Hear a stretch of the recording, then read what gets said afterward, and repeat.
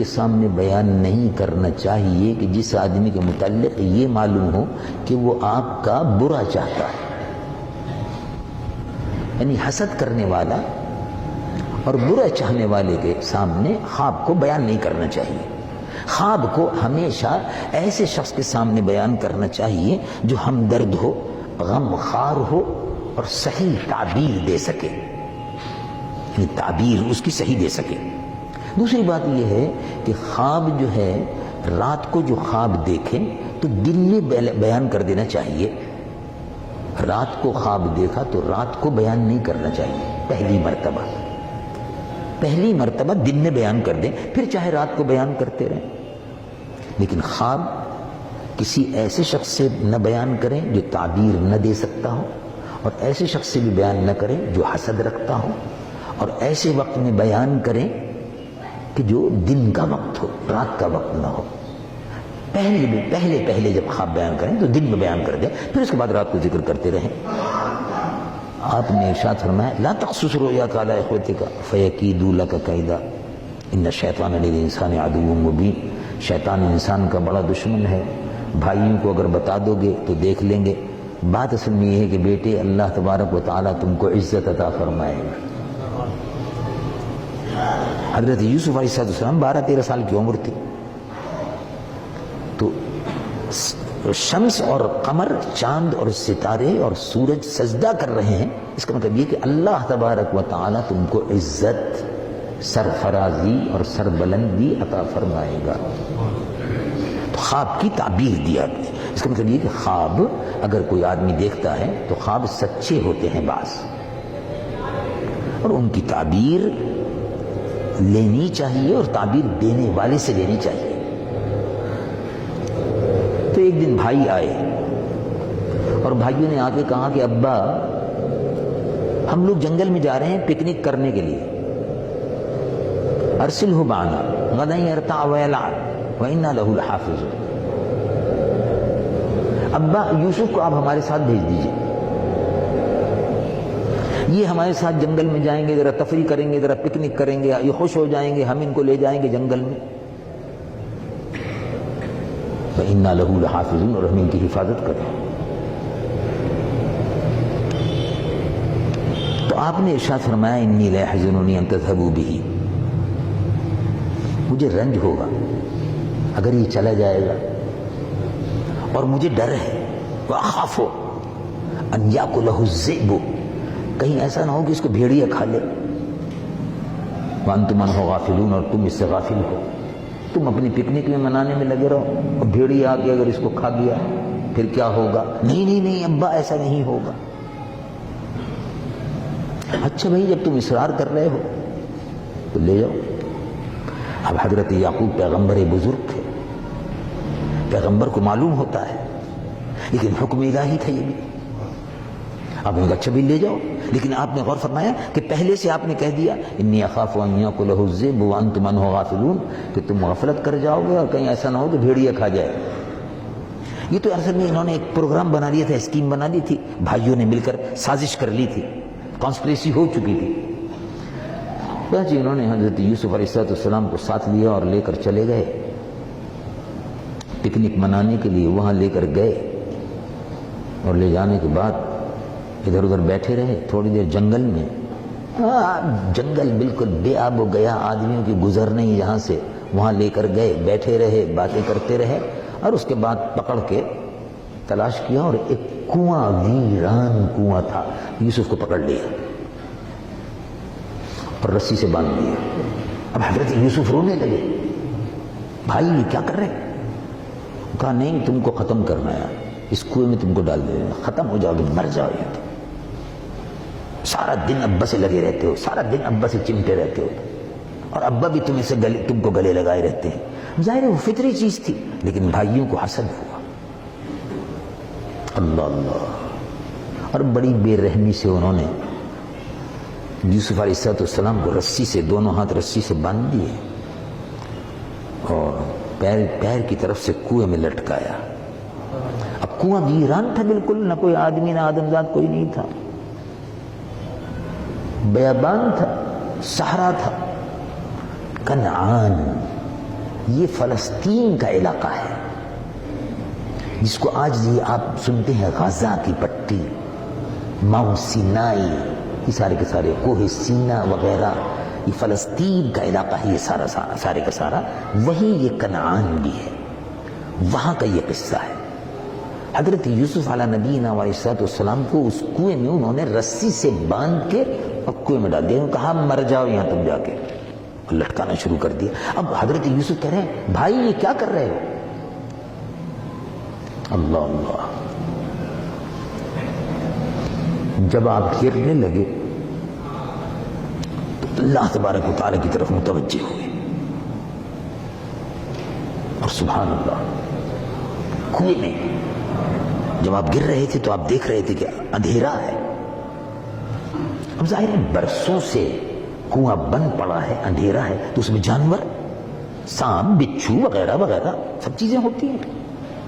اب آپ کو خوف محسوس ہوا، اور وہی کنویں میں آپ نے فریاد کی، اے اللہ میرے رب اللہ۔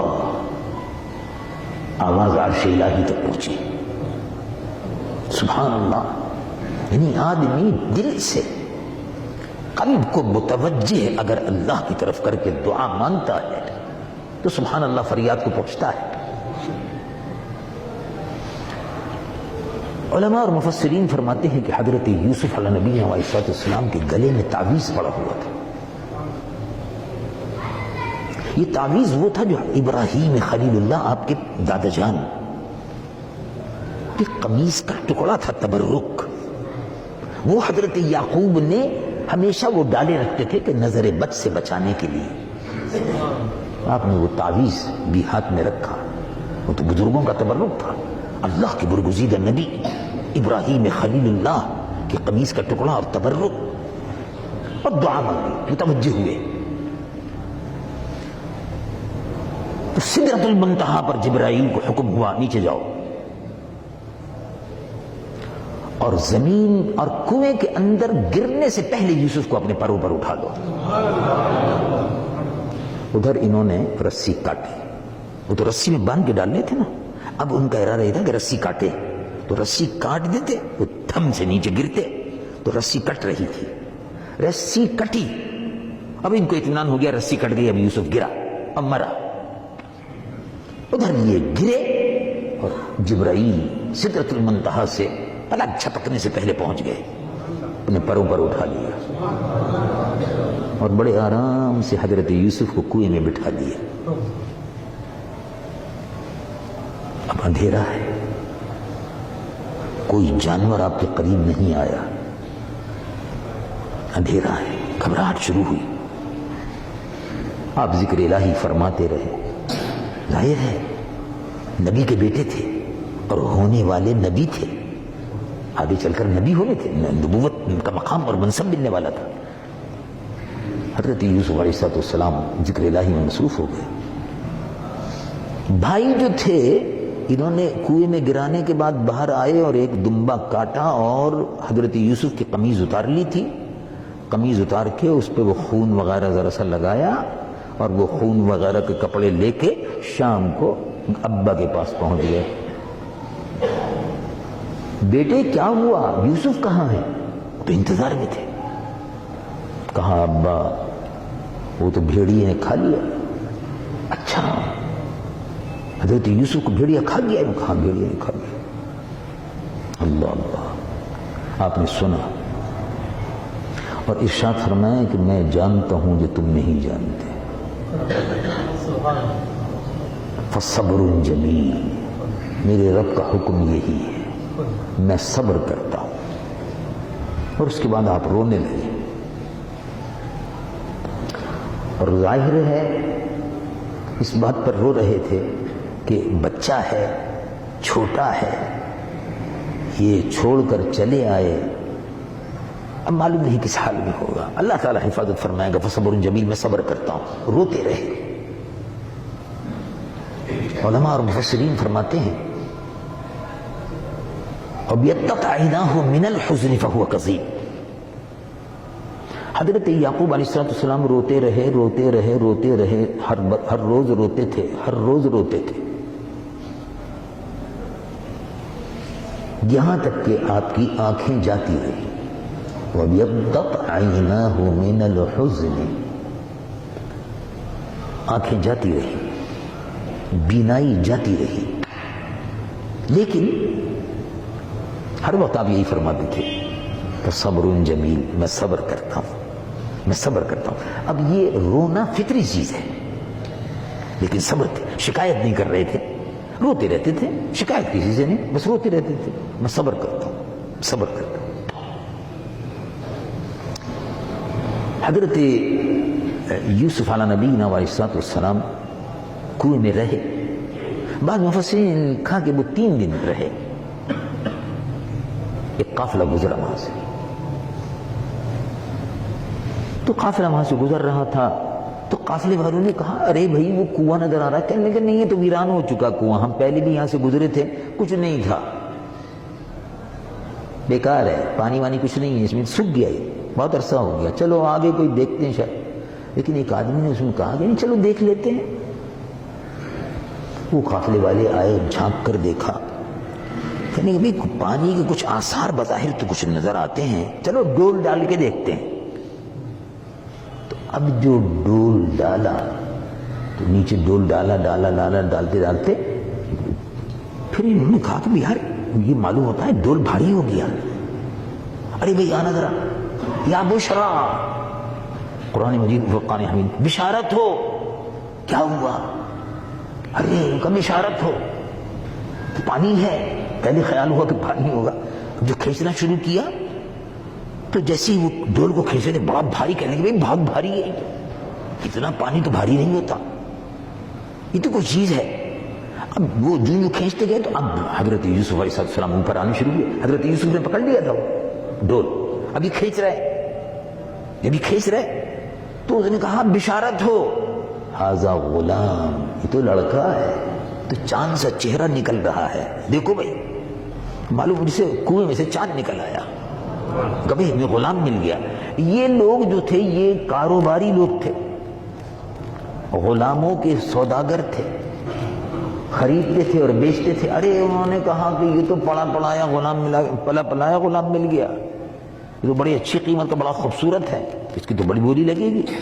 تو انہوں نے وہ اوپر آئے، بڑی خاطر مدارات، رکھو بیٹھو اٹھو، اپنے ساتھ انہوں نے لے لیا اور حضرت یوسف کو غلام بنا لیا. مصر کی طرف وہ لوگ جا رہے تھے. فلسطین کے علاقے کو جب پورا پار کر لیں تو اب تو سویز بن گئی ہے، سویز کینال. پہلے سویز کینال نہیں تھی، سویز کینال تو اب بنی تقریباً 300 سال پہلے. یہ فرانسیسیوں نے، جرمن، اٹیلین، انگریز، ان سب نے مل کر سویز کینال کمپنی بنائی اور وہ اس کو کھودا تھا تاکہ یورپ کا رستہ کم ہو. اس سے پہلے راس امید سے، کیپ آف گڈ ہوپ سے افریقہ کے اوپر سے چکر کاٹ کے ہندوستان اور ساؤتھ ایسٹ ایشیا وغیرہ کی طرف جانا پڑتا تھا، تو اس لیے انہوں نے سویز کینال کھودی تو رستہ شارٹ ہو گیا. یعنی لندن سے چلیں، فرانس سے چلیں تو میڈیٹرینین سی کو کراس کیا، میڈیٹرینین سے نکلتے ہوئے سویز کینال، اور سویز کینال سے ریڈ سی، اور ریڈ سی سے پھر انڈین اوشن، اور انڈین اوشن سے پھر ہندوستان وغیرہ اور انڈونیشیا وغیرہ سب جگہ. تو یہ رستہ شارٹ کٹ کے لیے بنایا ہوا، تو اس وقت نہیں تھا. فلسطین سے مصر بالکل ملتا تھا، خشکی کے رستے ملتا تھا. چنانچہ وہ لوگ اپنے قافلے کو لے کر مصر پہنچ گئے. مصر جب پہنچے تو جو بھی آگے حضرت یوسف کو دیتے، ارے بھائی آج تک ایسا حسین نہیں دیکھا. تو انہوں نے مصر کے بازار میں کہا بھائی یہ تو پڑا پڑایا اور پلا پلایا اور مفت میں مل گیا کنویں میں سے، اور اس کو بیچو جو بھی بولی لگتی ہے. تو اب انہوں نے دیکھا کہ لوگ بولیاں لگا رہے ہیں، تو کہتا 100 اشرفی، وہ کہتا 1000 اشرفی، وہ کہتا سونا دے دیں، وہ کہتا اینٹ دوں. اتفاق کی بات ہے عزیز مصر کے بادشاہ کو اس زمانے میں عزیز مصر کہتے تھے. عزیز مصر وہاں سے گزر رہے تھے، ان کی بیگم بھی گزر رہی تھی، زلیخا اس کی بیگم تھی. زلیخا بھی کہتے ہیں لیکن اصل ویسے تلفظ جو مفسرین نے لکھا وہ زلیخا ہے. تو زلیخا بھی گزر رہی تھی اور عزیز مصر بادشاہ جو تھا وہ بھی گزر رہا تھا، ان کی سواری گزر رہی تھی. انہوں نے دیکھا تو زلیخا نے کہا یہ تو بڑا حسین لڑکا ہے، اس کو آپ حریم دیں. تو بادشاہ نے پوچھا بھائی کیا بولی ہے اس کی؟ صاحب بات اصل میں یہ ہے کہ سونے میں تولنا ہوگا، ان کا چاندی میں تولنا ہوگا، ہیرے اور جواہرات میں تولنا ہوگا۔ 7 قسم کی چیزیں تھیں جس کی فرمائش، کیونکہ سوداگر پہچان گئے کہ یار آج تک زندگی میں ایسا حسین خوبصورت لڑکا نہیں دیکھا، اب اس کی تو جتنی چاہو بولی مانگ لو، اور بادشاہ خریدار ہے، اس سے بہتر پیسہ دینے والا کون ہے؟ تو بولی بڑھاتے رہے۔ وہ کہا حضرت بادشاہ نے کہا ٹھیک ہے تول دو۔ بادشاہ کی بیگم ساتھ میں بیٹھی تھی، اور ظاہر ہے آپ جانتے ہیں بیگمات کا حکم تو بہت زیادہ چلتا ہے، چنانچہ بیگم صاحبہ کا حکم تھا خرید دو، وہ بس ٹھیک ہے۔ چنانچہ وہ بولی بڑھتی رہی، بولی چلتی رہی، ان کا سونے میں تول دیا، ان کو تول دو۔ عزیز مصر نے سونے میں تول دیا، کر لو اس کی قیمت لو، چاندی میں کر لو اس کی قیمت چاندی میں لو، ان کا ہیرے جواہرات میں کر لو اس کی چاندی میں لو۔ چنانچہ حضرت یوسف علیہ نبینا علیہ السلام کو سونے میں زر و جواہرات میں تول کر بادشاہ عزیز مصر کے حوالے کر دیا گیا۔ اب عزیز مصر کی بیوی زلیخا جو تھی، اس نے وہ دیکھتی رہی مسلسل، وہ بعد میں حضرت یوسف کی محبت میں گرفتار ہو گئی۔ لوگوں نے تانے دینے شروع کیے اس کو کہ بے وقوف عورت ہے، دیکھو یہ شہزادی ہے، مصر کے بادشاہ کی بیگم ہے، خاندانی شہزادی ہے، شاہی بیگم ہے، ملکہ ہے، یہ باپ دادا سے تو شہزادی چلی آ رہی تھی، اب ملکہ ہے، اور یہ ایک غلام کے عشق میں اور محبت میں مبتلا ہے۔ حضرت بی بی زلیخا نے یہ انتظام کیا کہ سب جو بڑے بڑے امیروں کی، رئیسوں کی بیویاں تھیں، ان کی دعوت کا انتظام کر دیا، وہ سب کو بلایا۔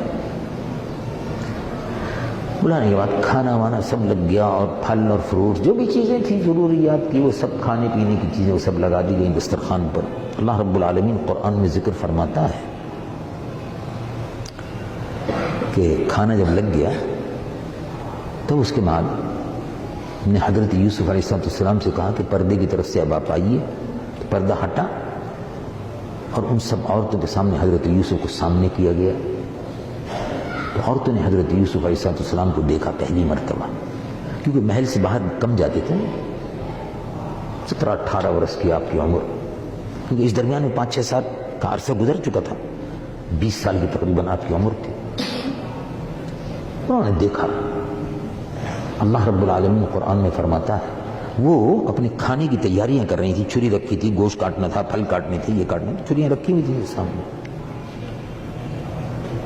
فلما رأینہ، ان عورتوں نے حضرت یوسف کو دیکھا تو وہ بجائے اس کے کہ وہ گوشت کاٹتی، پھل کاٹتی، حضرت یوسف کے حسن میں ایسی محو ہو گئی۔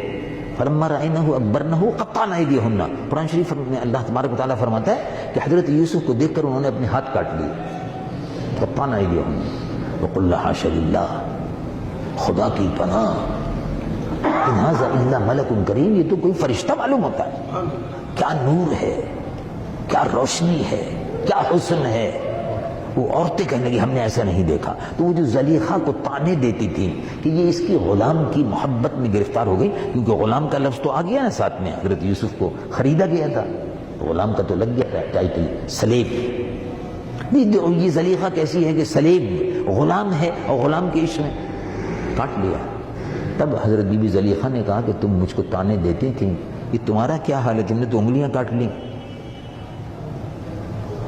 اعلیٰ حضرت امام اہل سنت مولانا شاہ احمد رضا فاضل بریلوی اس موقع پر وجد میں آ گئے، محبت میں۔ ترجمہ آپ نے کیا ہے اس کا، اعلیٰ حضرت کا امام اہل سنت نور اللہ مرقدہ کا ترجمہ، وہ بڑا محبت بھرا ترجمہ ہے، اس میں ادب ہے اور عشق ہے اور محبت ہے۔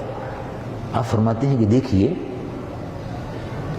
حسن یوسف جو تھا اس پہ مصر کی عورتوں نے انگلیاں کاٹ لی، تو بڑے حسین تھے، بات بالکل صحیح ہے۔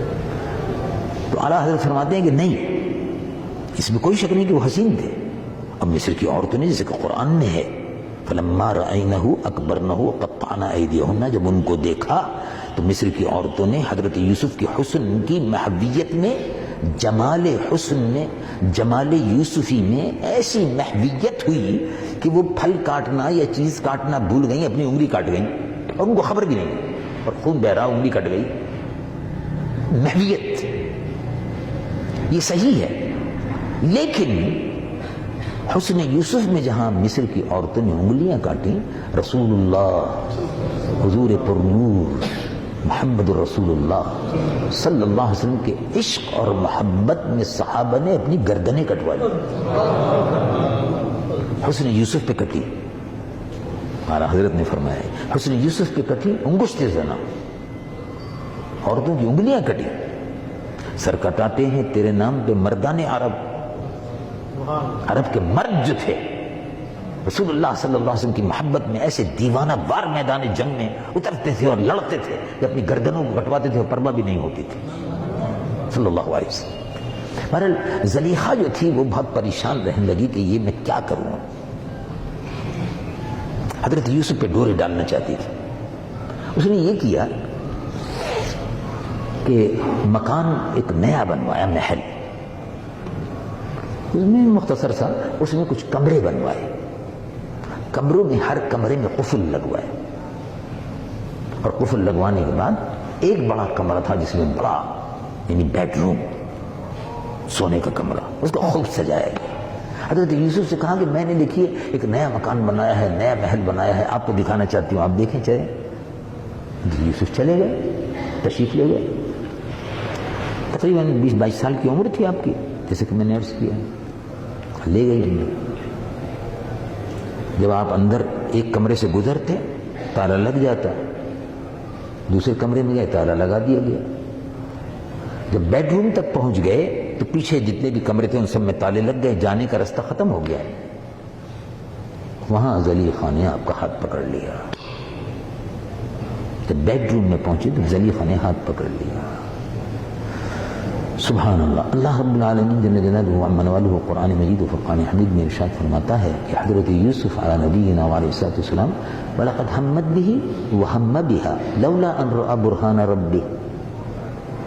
زلیخا نے ہاتھ ڈال دیا، یوسف علیہ السلام کو اپنی طرف کھینچنا شروع کیا. حضرت یوسف نے منع کیا، بھاگنے کا ارادہ کیا تو اس نے پیچھے سے آپ کی قمیض مبارک جو تھی وہ پکڑ لی، پکڑ کے کھینچ لی، پھر کھینچا. اسی درمیان میں حضرت یوسف علیہ نبینا علیہ السلام نے دیکھا کہ آپ کے والد سامنے کھڑے ہوئے، سامنے کھڑے ہوئے، اور انگلی سے اشارہ فرما نہیں، یہ زنا کی طرف تم کو دعوت دے رہی ہے، خبردار. حضرت یوسف علیہ نبینا علیہ السلام ہونے والے نبی تھے. نبی سے زنا سرزد نہیں ہو سکتا. زنا ویسے بھی حرام ہے، زنا حرام ہے. نکاح سے حلال ہوتی ہے عورت، زنا سے حرام، نکاح سے حلال ہوتی ہے. حضرت یوسف کو گناہ کی دعوت دے رہی تھی زلیخا. آپ نے کہا کہ نہیں، ایسا نہیں ہوگا. آپ نے ارادہ کر لیا کہ زنا نہیں کرنا ہے، یعنی قوت ارادی نہیں کرنا ہے. اور باپ حضرت یعقوب علیہ السلام کہاں تھے؟ وہ تو اپنے گھر پر تھے، لیکن یہ تصرف تھا. معلوم ہوا کہ حضرت یعقوب کو خبر تھی کہ کہاں ہیں اس وقت، اور اسی وقت مدد کو پہنچ گئے کہ تم ہونے والے نبی ہو، تمہاری حفاظت کی جانی چاہیے. وَلَقَدْ هَمَّتْ بِهِ وَهَمَّ بِهَا لَوْلَا أَن رَأَى بُرْهَانَ رَبِّهِ كَذَلِكَ لِنَصْرِفَ عَنْهُ السُّوءَ وَالْفَحْشَاءَ إِنَّهُ مِنْ عِبَادِنَا الْمُخْلَصِينَ. حضرت یوسف علیہ السلام بھاگنے لگے، دامن چھڑا کے بھاگے تو کمرے تو سب بند تھے. اللہ رب العالمین نے بھی مدد فرمائی. جب آدمی زنا سے بچنے کا ارادہ کر لے تو اللہ رب العالمین مدد فرماتا ہے. تو جیسے ہی آپ بھاگ کے وہاں سے چلے، جس کمرے سے گزرتے جاتے تھے تالا خود بخود ٹوٹتا جاتا تھا اور دروازہ کھلتا جاتا تھا. چلے آئے اور حرام سے بچ گئے. حرام میں برکت نہیں ہے، حلال میں برکت ہے. آپ نے ایک واقعہ سنا ہوگا کہ بزرگ ہیں، اسی پر عرض کرتا ہوں. اللہ رب العالمین نے قرآن میں فرمایا وَلَا تَقْرَبُوا الزِّنَا، زنا کے قریب مت جاؤ. شادی کر لو، نکاح کرو، یہ حلال ہے. زنا مت کرو. اس لیے 2 بیویوں کی اجازت ہے، تیسری بیوی کی بھی اجازت ہے، چوتھی کی بھی اجازت ہے. حرام مت کرو، حلال. زنا مت کرو. چنانچہ شیخ فرید الدین یہ بڑے مشہور بزرگ گزرے ہیں، بعد میں ان کو لوگ کہنے لگے عطار. شیخ نام فرید الدین تھا، آپ مدرسے کے طالب علم تھے اور کتابیں وغیرہ لے کے روزانہ گزرا کرتے تھے بغداد میں. شہزادی نے آپ کو دیکھ لیا، بڑے خوبصورت تھے، نوجوان تھے، دارالعلوم میں پڑھتے تھے حدیث کی کتابیں اور تفسیر وغیرہ، اور غریب گھرانے سے تعلق رکھتے تھے، تو کپڑے وپڑے ذرا ایسے ہی ہوتے تھے معمولی سے. روز وہاں سے گزرتے ہوئے جاتے تھے اپنے دارالعلوم میں. شہزادی نے دیکھ لیا تو شہزادی نے نوکروں سے پکڑ کے بلوا لیا. جب نوکر پکڑ کے لے آئے اوپر، شہزادی نے کہا کہ تم کیا غریب لوگ ہو، یہ ہو، تم کو کپڑوں کی ضرورت ہے، یہ ہے، میں تم کو کپڑے دیتی ہوں، میں یہ دیتی ہوں، چلو نہا لو، غسل کر لو. یہ سمجھے کہ چلو ٹھیک ہے، شہزادی ہے، یہ بیچاری کچھ دے رہی ہے تو لے لو، کیا حرج ہے، ہدیہ ہے، تحفہ ہے، قبول کر لو. ہدیہ قبول کرنا کوئی حرج نہیں، سنت ہے، لے لیے. کیوں کہ نہا لو، غسل کر لو، کپڑے بدل لو یہیں آرام سے. آپ سادگی میں کچھ سمجھے نہیں یہ مقصد کیا ہے. جہاز میں جب غسل وغیرہ کر کے کپڑے وپڑے بدل کے جب آئے تو شہزادی نے ہاتھ پکڑ لیا اور کہا کہ تم کو آج رات کو یہیں رہنا ہوگا، آج دن میں تم میرے پاس رہو گے، رات کو بھی میرے پاس رہو گے، میں تم کو اب جانے نہیں دوں گی. اس قسم کی باتیں، خرافات، بےہودہ لغویات، زنا اور حرام کی دعوت وہ دینے لگی، گناہ کی دعوت دینے لگی. شیخ فرید الدین فرماتے ہیں کہ میں سوچتا رہا کہ یہ زنا منہ کالا کرنا ہے، پھر میں کس منہ سے قیامت کے دن حاضر ہوں گا حرام کرنے کے بعد. اب کیا کروں؟ تو شہزادی سے کہا میں ابھی آتا ہوں. تو بیت الخلا میں چلے گئے. کہا میں ابھی آتا ہوں، ذرا ضروریات سے فارغ ہو کر بیت الخلا وغیرہ. اس زمانے میں وہاں بیت الخلا جو ہوتے تھے یہ ڈرینیج سسٹم وغیرہ تھا نہیں، اب سے 800 سال پہلے. یہ تو سارا اب سلسلہ شروع ہو تو کنویں جیسے بنتے تھے اور ان کے چھوٹی چھوٹی کھڑکیاں سڑک کے رستے پر ہوتی تھیں اور وہ کنویں جیسے گہرے سے بنتے تھے، اسی کے اندر وہ غلاظت نجاست پڑتی رہتی تھی اور ان کنووں کو 6 مہینے 8 مہینے پھر صفائی بھی ہوتی رہتی تھی. اس زمانے کا سسٹم تھا یہ. آپ وہاں گئے. ہم نے سوچا کہ ایک تو یہ ہے کہ زنا کر لی جائے، شہزادی کے ساتھ رہ جائے، عیش و عشرت کی جائے، تو یہ وقتی چیز ہے. قیامت کے لیے مرنا بہرحال ہے اور مرنے کے بعد یہ سب حساب دینا ہوگا، وہاں منہ کالا ہوگا، دوزخ کی آگ میں جلنا ہوگا. تو یہ تھوڑے دن کا عیش ٹھیک ہے یا وہ ہمیشہ کے لیے جہنم میں جانا ٹھیک ہے؟ فرید فیصلہ یہ ہے کہ عیش و عشرت یہ تھوڑے دن کی زندگی ہے، اصل زندگی وہی ہے جو آخرت کی ہے. آپ کود پڑے بیت الخلا میں، کود پڑے اندر تو تمام نجاست اور غلاظت لگ گئی اور وہاں سے وہ کھڑکی ہوتی تھی اس سے نکل کے روڈ پر آ گئے اور اپنا بھاگ لیے. شہزادی بہرحال انتظار کرتی رہی کہ اب آتے ہیں بیت الخلا میں. اب یہ تمام ان کی تمام غلاظت، نجاست، گندگی، میلا سب لگا ہوا ہے. وہاں سے نکل کے آ گئے تو جس گھر سے گزرتے تھے، ارے ان کہا بھائی یہ عطر کہاں سے لے کے آئے ہو، عطر کہاں سے لے کے آئے ہو، عطر کہاں سے لے کے آئے ہو. عطار مشہور ہو گئے، فرید الدین عطار مشہور ہو گئے. اللہ تبارک و تعالی نے ان کو زنا سے بچنے اور حرام سے بچنے کا یہ صلہ دیا کہ ان کے بدن میں خوشبو بس گئی. وہ نجاست جو تھی وہ خوشبو میں تبدیل ہو گئی.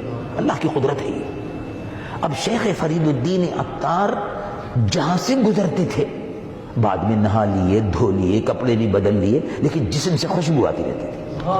یہ اللہ تبارک و تعالیٰ نے دنیا میں صلہ دیا کہ تم حرام سے بچے ہمارے خوف کی وجہ سے، ہمارے حکم کی وجہ سے. ہم نے کیونکہ کہا ہے کہ زنا حرام ہے تو تم زنا سے بچے، تو ہم تم کو دنیا میں یہ صلہ دیتے ہیں کہ تمہارے بدن میں خوشبو آ گئی. اور ظاہر ہے مرنے کے بعد تو پھر اللہ رب العالمین بہت کچھ عطا فرماتا ہے، اس کے خزانہ غیب میں کوئی کمی نہیں ہے. حضرت یوسف بھی بچ کر وہاں سے نکل آئے، اور اس کے بعد تھوڑا سا واقعہ ابھی بہت سا ہے باقی. پھر کیا ہوا بھائیوں کے ساتھ، والد کے ساتھ، اور پھر کیا گزری، پھر جیل میں بھی حضرت یوسف رہے، وہ سارا واقعہ آگے آتا ہے انشاءاللہ. زندگی بخیر رہی تو کل عرض کروں گا. اللہ تبارک و تعالی قبول فرمائے. ربنا تقبل منا انك انت السميع العليم وتب علينا انك انت التواب الرحيم. یا اللہ یا رحمان یا رحیم، سب بیماروں کو شفا عطا فرما. اللہ بیماروں کو شفا عطا فرما، سب بیماروں کو شفا عطا فرما. مقروض ہیں ان کو بار قرض سے سبکدوش، پریشان حال ہیں ان کی پریشانیوں کو دور فرما. اور اے اللہ تیرے محبوب کی امت کے جتنے بھی مسلمان مرد و عورتیں اور بچے جوان قبرستانوں میں آرام کر رہے ہیں، قبرستانوں میں، اے اللہ ان قبروں کو روشن فرما، قبروں کو منور فرما، ان سب کی مغفرت فرما. اپنے محبوب کی امت کی مغفرت فرما. اپنے محبوب کی امت کے تمام جتنے بھی گزرے ہوئے لوگ ہیں ان کے قبرستانوں میں، ان کے قبروں پہ رحمت نازل فرما، اور ہم سب کی بھی مغفرت فرما. رمضان شریف کی برکتوں سے ہماری بھی مغفرت فرما، ہماری بھی خالی جھولیوں کو بھرپور فرما. اور جو بے اولاد ہے ان کو اولاد صالح عطا فرما، جو صاحب اولاد ہے ان کی اولاد کو نیک اور سعادت مند بنا. جو حج و زیارت سے محروم ہیں ان کو حج و زیارت نصیب فرما، جو حاضر ہو چکے ہیں انہیں بار بار حاضری نصیب فرما. اپنے محبوب پیارے محبوب صلی اللہ علیہ وسلم کے الہی ہوئے احکامات پر عمل کرنے کی توفیق. پاکستان کی اور عالم اسلام کی حفاظت فرما.